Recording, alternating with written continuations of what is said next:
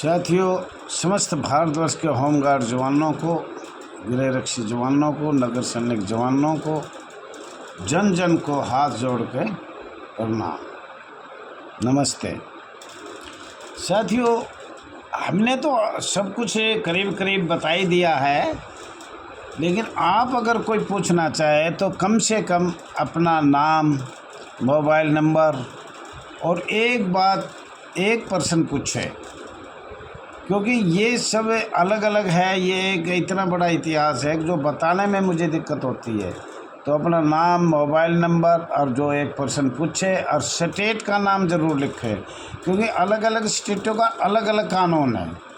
दिल्ली का अलग है, राज्य का अलग है, केंद्र से उसका विंग बॉर्डर का अलग है, लेकिन अपना नंबर एड्रेस तो कोई बता ही नहीं पा रहा। और हमने कहा कि भाई पूरे भारतवर्ष के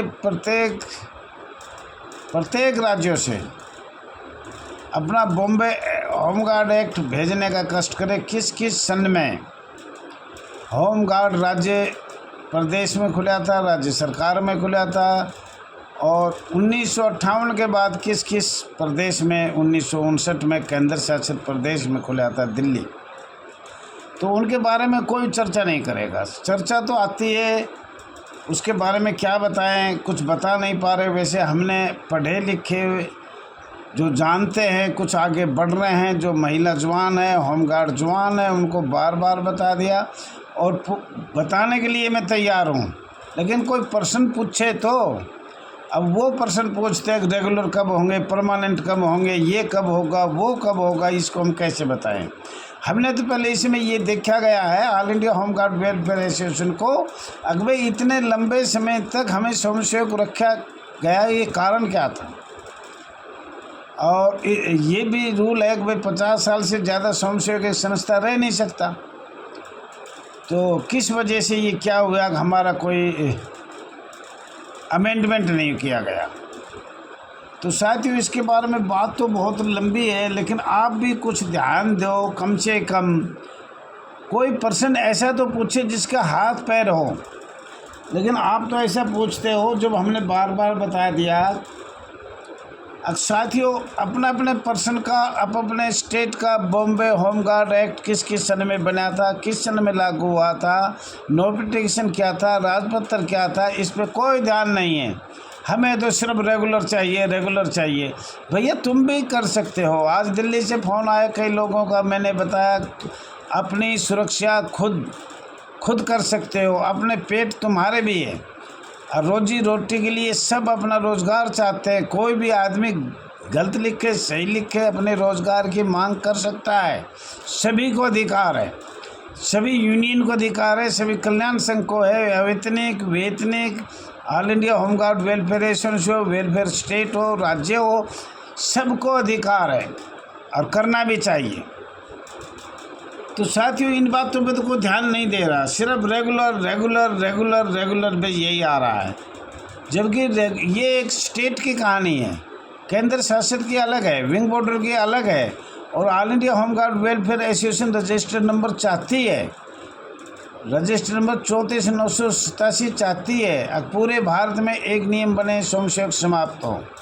तो लोग उसके बारे में पता ना कुछ क्या क्या लिख के भेज रहे हैं। कोई बात नहीं, जो कुछ लिखो वो तुम्हें भी अधिकार है, मुझे भी अधिकार है। साथियों, ये आपका अपना चैनल RS दैया एक्स होमगार्ड में स्वागत है। ज़्यादा से ज़्यादा लाइक करें, शेयर करें, कमेंट करें, सब्सक्राइब करें, शेयर करें। और कोई भी पर्सन हो तो मोबाइल नंबर 9996318889 पे कृपा करके पूछने की आराम से तसल्ली से समय मिलेगा आपको। या दिल्ली आ सकते हो आप, कभी भी टाइम देके दिल्ली आओ, 2 दिन की मीटिंग करो, 2 दिन में आपको समझाया जाएगा, चाहे वो महिला जवान है, चाहे वो होमगार्ड जवान है, चाहे नगर सैनिक जवान है। तो साथियों, माननीय सर्वोच्च न्यायालय का जजमेंट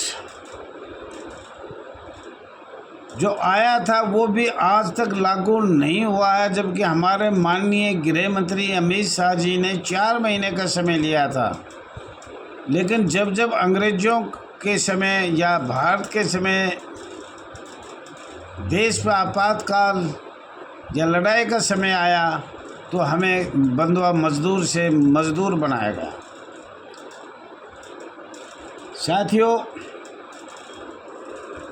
माननीय सर्वोच्च न्यायालय का फैसला या माननीय हाई कोर्ट का फैसला मध्य प्रदेश, छत्तीसगढ़ का जो प्राप्त होता है, जजमेंट प्राप्त होता है, तो वो जजमेंट दिल्ली में लागू नहीं होगा। ये सरकार की देख लो, ये आप इनको क्यों नहीं सोचते? आप पहले जो हम बोलते उस पर भी ध्यान दिया जाए, जो कि दिल्ली होम गार्ड में पंजाब, मध्य प्रदेश, छत्तीसगढ़ माननीय सर्वोच्च न्यायालय का जजमेंट माननीय केंद्र सरकार माननीय दिल्ली में नहीं किया जाता। दिल्ली में क्यों नहीं किया जाता? बहाली का है, पीछे तक का वेतन भी मिलता है, बहाल भी किया जाता है, लेकिन दिल्ली में बहाली नहीं किया जाएगा। साथियों, आपको कई जजमेंट का पता है, समान कार्य समान वेतन का भी पता है। माननीय निकोबार सर्वोच्च न्यायालय का जजमेंट 2009 से 2012, 13, 15 में लागू हुआ। 10 साल बाद रोजी रोटी प्राप्त किया गया,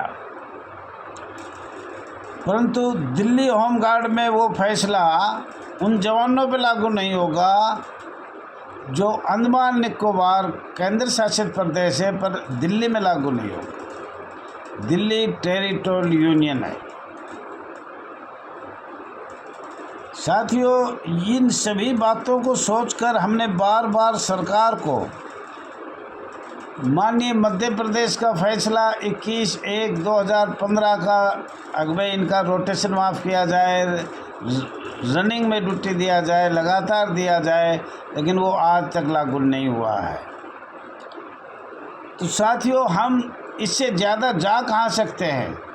माननीय सर्वोच्च न्यायालय, माननीय हाई कोर्ट का फैसला एक जिला कमांडेंट मान्य नहीं करता है और उसके पास वीटो पावर होती है। किसी को बहाल कर लेता है, किसी को नहीं करेगा। अलग अलग स्टेट के अलग अलग कानून है, जजमेंट भी एक नहीं है। जबकि हम ये बार बार कहा है, भारत सरकार का जजमेंट, माननीय सर्वोच्च न्यायालय का, भारत सरकार का, माननीय संविधान का, मौलिक अधिकार का, मानवाधिकार का, भारत सरकार कंपेनियन बुक का, तो पूरे भारत में लागू होना चाहिए। लेकिन आज तक सरकार इस पर कोई ध्यान नहीं दे रही। और नाम दैया जी का, दैया जी ने ये नहीं किया, वो कर, दैया जी ने सब कुछ लिख के भेज रखा है। कभी आके बैठ के देखो, पढ़ के देखो। दिल्ली में प्रदेशों में कमांडेंट, जिला कमांडेंट हो या कमांडेंट हो, उनको इतना अधिकार है, कोई भी जजमेंट माननीय सर्वोच्च न्यायालय का हो, माननीय हाई कोर्ट का हो, जिला कमांडेंट जवानों को सेवा मुक्त से बहाल कर सकता है या नहीं भी कर सकता है। उनके पास वीटो पावर है।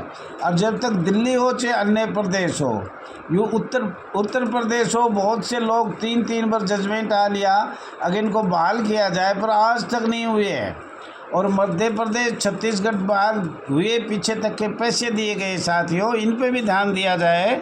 आप लोग कुछ इस पे भी विचार करो। और आपको बार बार बताया जा रहा है, अनेक प्रदेशों में अलग अलग समस्याएं हैं। जैसे कहीं तो वेतन की समस्या बहुत भारी है, 6 महीना वेतन नहीं मिलता। कहीं माननीय सर्वोच्च न्यायालय, माननीय हाई कोर्ट का फैसला, जजमेंट जो आता है बहाल करने का, तो जिला कमांडेंट मना कर देता है कि मैं इनको बहाल नहीं करूंगा, तो नहीं होगा, चाहे वो कितनी बार कोर्ट जाए। पर सरकार के पास इतनी शक्ति है, जिला कमांडेंट के पास इतनी शक्ति है। अब आज तक लोग रोड पे खड़े हुए हैं 5, 10, 15 वर्ष नौकरी करके, और उनको बहाल नहीं किया जा रहा। वो भगवान देखता है, इंसानियत वो देखता है। और हम तो ये कहते हैं जो जैसी करेगा वैसी भरेगा, आज नहीं तो कल भरेगा, भरनी पड़ेगी। सेवा मुक्त जवानों को बहाल करने के लिए माननीय सर्वोच्च न्यायालय आदेश जजमेंट दिया जाता है, पर अधिकारी को वीटो पावर होने के कारण नहीं किया जाता। साथियों, अगर जवान बीमार होगा तो कोई सुविधा नहीं मिलेगी, उसको नौकरी से हटा दिया जाए। अगर शहीद होगा तो उनका रिकॉर्ड भी ख़त्म कर दिया जाता है कि ड्यूटी पे था ही नहीं। ऑन ड्यूटी मरने के बाद आज भारत में लाखों होमगार्ड है जिन्होंने आर्थिक सहायता प्राप्त हुआ ही नहीं। हम चाहते हैं भारत सरकार राज्य सरकार से हाथ जोड़ के निवेदन करते हैं, अब उनको बिना न्यायालय ले जाए, बिना उनको मेडिकल करवाएं। सभी जवान जब शहीद ऑन ड्यूटी में हो जाए तो मेडिकल हो, और सरकार को सीधा पत्र लिखे, नहीं होता तो कोर्ट का सहारा लेना पड़ेगा। आपको कोर्ट फ्री में मिलेगा, वकील, माननीय वकील भी सरकार देगी। तो ये बहुत सी ऐसी बात है। ड्यूटी नहीं मिलने की समस्या, कईयों ने साल में 1 महीना मिलती है, किसी ने महीने में 5 दिन मिलती है, किसी ने 25 दिन मिलती है, किसी ने 28 दिन, किसी ने ड्यूटी मिलते ही नहीं है। साथियों, समान कार्य समान वेतन आज तक 2015 से 10 साल होगी, पर पूरे भारत में लागू नहीं हुआ है। न राज्य में हुआ है, न केंद्र शासित प्रदेशों में हुआ है, न विंग बॉर्डर में हुआ है। शायद सुना है पंजाब में 43,000 रुपये हो गए, उसका धन्यवाद है पंजाब सरकार का। स्वयंसेवक संस्था समाप्त करना, केंद्र सरकार चाहे तो हो सकता है। ईपीएफ फंड केंद्र सरकार को आदेश कर दिया, लेकिन राज्य सरकार नहीं कर रही। झूठ मूठ हमें गुमराह करके आज तक, ये कब का आदेश है? बहुत पुराना आदेश है, 1952 का आदेश है कि ईपीएफ फंड लागू किया जाए, लेकिन आज तक नहीं हुआ है। कैजुअल छुट्टी अनेक प्रदेशों में होगी, पर अनेक राज्यों में, केंद्र शासित प्रदेशों में नहीं हुआ है। मातृत्व छुट्टी महिलाओं की नहीं हुआ है। ये सब अंतर्राष्ट्रीय छुट्टियां हैं। अंतर्राष्ट्रीय श्रम संगठन माननीय ILO मान्य इसलिए जाता है कि हम उसकी वजह से आज भी स्वयंसेवक हैं। चार्टर किसे कहते हैं? 1919, 1922, 28 का ILO क्या कहता है? आज़ाद भारत का ILO क्या कहता है? 1940 का। केंद्र सरकार का अधीन है ये। राज्य सरकार लिख के दे सकती है, पर ये भी लिख के नहीं दे, क्योंकि रिश्वत अच्छी मोटी मिल रही है, तो जिसको ज़्यादा रिश्वत मिलेगी वो क्यों कहेगा। भारत सरकार के आदेश भी लागू आज तक नहीं हुए हैं। 1963 से आज तक भारत सरकार की कंपेनियन बुक केंद्र सरकार का अधीन है, लेकिन आज तक नहीं हुआ है संविधान। और उनके एक भी CND ग्रुप हुआ, चाहे शहीद का हुआ, कोई भी लागू आज तक नहीं हुआ है। भारत के संविधान आज तक अनुच्छेद 14 और 21 में, जो हमारे लिए बिल्कुल खेद है, वो भी लागू नहीं हुआ है। EPF फंड हुआ, शहीद पर आर्थिक सहायता हुआ। माननीय राज्यसभा सांसद भारत सरकार 1968 में जो भी किया, 24 मई 1968 में, वो आपके सामने है।